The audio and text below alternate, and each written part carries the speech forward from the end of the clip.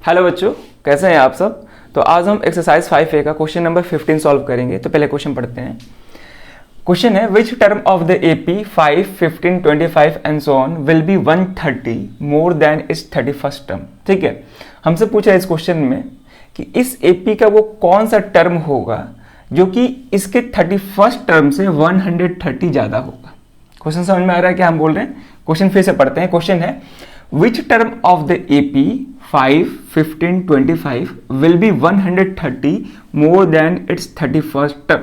ठीक है, यानी कि इस एपी का वो कौन सा टर्म होगा जो इसके 31st टर्म से 130 ज्यादा होगा, यही हमें पता करना है। ठीक है, तो पहले हम क्या करेंगे कि वो नंबर फाइंड करेंगे। जिस भी नंबर की ये बात कर रहा है पहले वो नंबर फाइंड करेंगे, उसके बाद हम उसका टर्म नंबर यानी कि एन का वैल्यू फाइंड करेंगे। आ रही बात समझ में। ठीक है, नंबर फाइंड करने का मतलब कि इस एपी में वो कौन सा नंबर होगा। जैसे ये 25 है, 15 है, 5 है, उसी तरह वो कौन सा नंबर होगा पहले वो फाइंड करेंगे। जैसे ही हमें नंबर पता चल जाएगा हम टर्म नंबर आसानी से फाइंड कर सकते हैं। ठीक है, अब नंबर कैसे फाइंड करेंगे, तो नंबर के बारे में इंफॉर्मेशन दिया है कि वो नंबर इसके 31st टर्म से 130 ज्यादा है।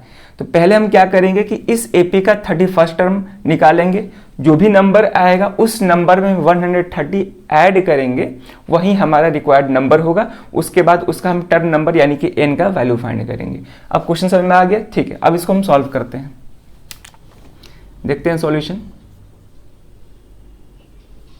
ठीक है, तो यहां पे एपी क्या गिवन है, तो पहले एपी लिखते हैं। गिवन एपी ये है 5, 15, 25 एंड सो ऑन। ठीक है, इन्फिनाइट एपी है।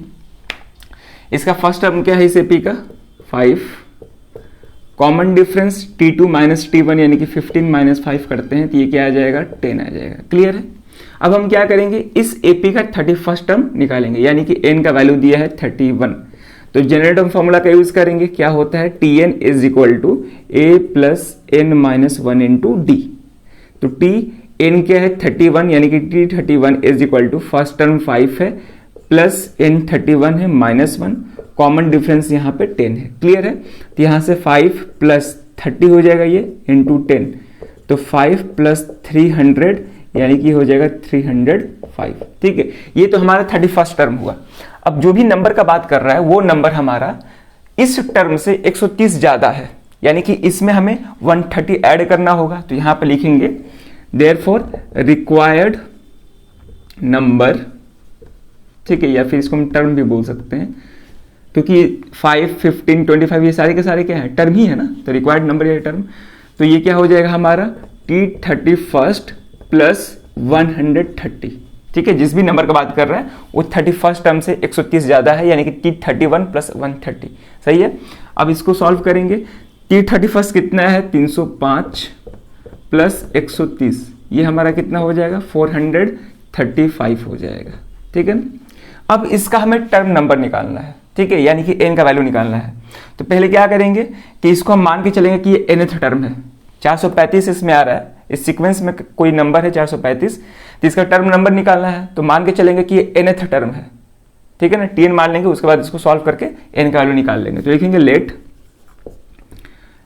435 be nth term of given AP, nth term of given AP.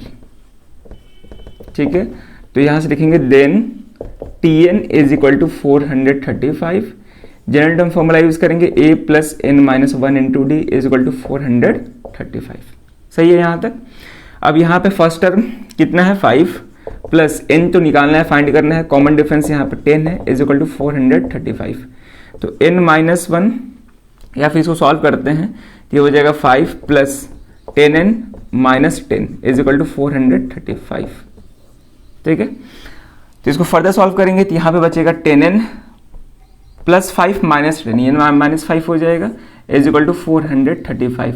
तो 10n is equal to 435 plus 5 हो जाएगा, तो ये प्लस होगा ना, तो प्लस 5 होगा तो 440 हो जाएगा, यानी कि n is equal to 440 divided by 10 cancel हो जाएगा। कितना आ जाएगा 44th टर्म।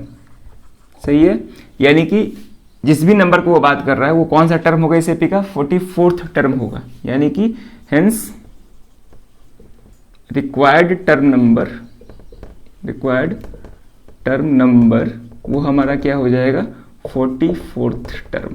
सही है, आगे बात समझ में?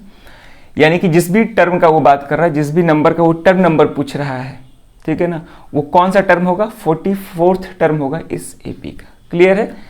आई होप कि ये समझ में आया। वो क्वेश्चन काफ़ी आसान क्वेश्चन है। क्वेश्चन नंबर 14 भी जस्ट इसके सिमिलर ही था, ठीक है। और वीडियो पसंद आए तो जरूर आप उसको लाइक करिएगा, ठीक है, और हाइप भी जरूर करिएगा। कमेंट सेक्शन में एक ऑप्शन है, जब कमेंट को आप लेफ्ट साइड ड्रैग करिएगा तो वहाँ पर हाइप का ऑप्शन आता है, जरूर आप उसको हाइप करिएगा, जिससे क्या होगा कि और भी रीच जाएगा, ठीक है ना। तो आई होप कि ये क्वेश्चन समझ में आया होगा। कहीं भी कोई दिक्कत आए जरूर आप उसको कमेंट करिएगा, ठीक है। तो इस वीडियो में ये क्वेश्चन रखते हैं, अब मिलते हैं नेक्स्ट वीडियो में नए क्वेश्चन के साथ। Thank you.